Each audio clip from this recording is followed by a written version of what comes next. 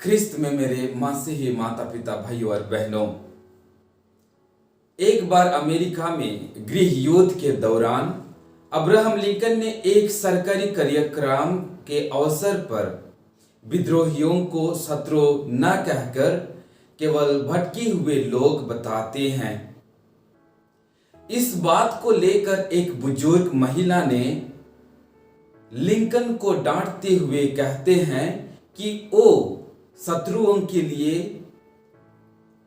उदारपूर्वक शब्दों को प्रयोग कर रहे हैं। लिंकन ने उस महिला को प्यार से जवाब देते हैं और ये कहते हैं कि क्या जब अपने शत्रुओं को मित्र बनाते हैं तो क्या हम वास्तव में शत्रुओं को नष्ट नहीं करते हैं? मैं समझता हूं कि आज के सुसमाचार का भी यही संदेश है। हम शत्रुता को शत्रुता से हरा नहीं सकते हैं। हम उन सबों के प्रति उदारता से व्यवहार करना है, उन सबों को क्षमा करना है और उनकी भलाई के लिए प्रार्थना करना है।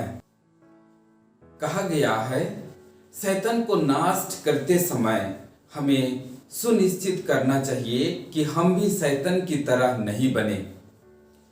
कहने का तात्पर्य यह है कि शत्रुओं के विरोध कार्य करते समय हम उनसे भी ज्यादा बुरे ना बने। आइए हम शत्रु प्रेम का सबक अपने प्रभु यीशु से सीखें और उन्हीं के समान अपने शत्रुओं को प्रेम करें, उनके लिए प्रार्थना करें और उनकी भलाई की कामना करें।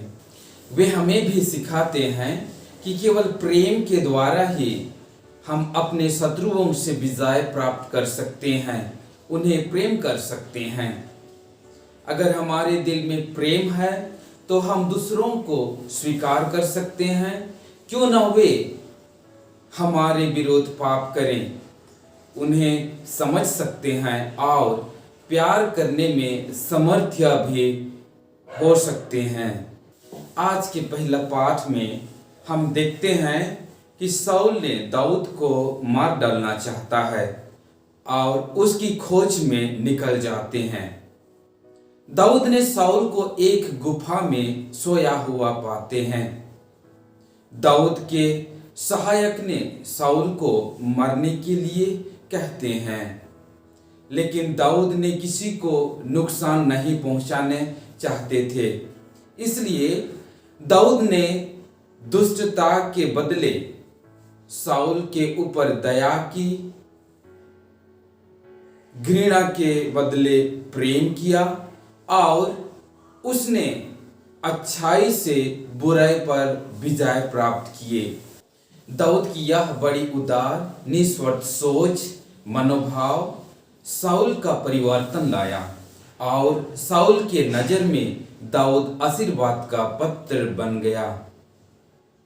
राजा शाऊल के प्रति दाऊद की उदार प्रतिक्रिया को देखकर शाऊल अपने जीवन को परिवर्तन करते हैं।